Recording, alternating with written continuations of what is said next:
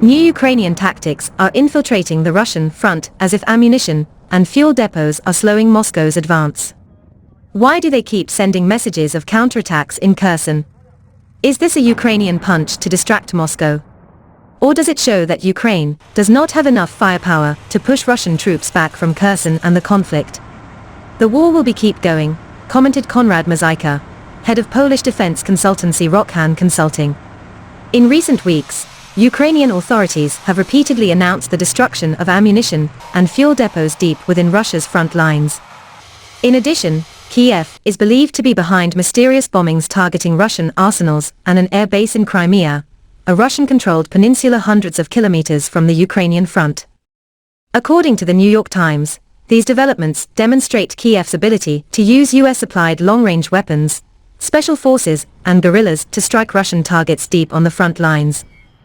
One of the most high-profile incidents was the August 9th explosion at a Russian ammunition depot in Crimea.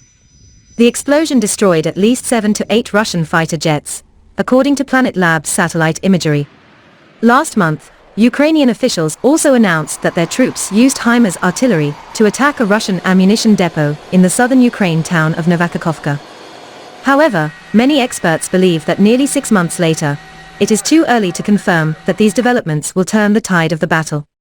According to analysts, it is difficult to determine the extent of Russian ammunition losses in the wake of these airstrikes, but it is almost certain that Moscow will quickly catch up.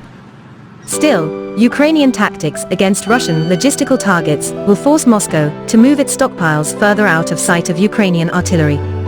This would make it harder for Russia to provide reinforcements and reduce the frequency of their shelling, at least in some areas. US officials have repeatedly said Russia's stockpile of high-tech weapons, such as guided cruise missiles, is dwindling. Due to Western sanctions, Moscow also faces additional challenges in supplying components, such as microchips used to make modern weapons. According to experts, these challenges are likely to be temporary, and Russia will quickly adapt to threats to its supply lines and find ways to get munitions to the front. For Ukraine, the strategy of advancing behind the Russian front is seen as part of a counteroffensive to regain control of the southern Kherson region.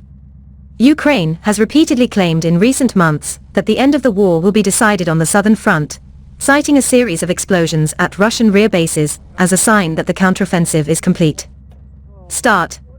However, these claims are questioned because Ukraine has not yet deployed troops on the ground.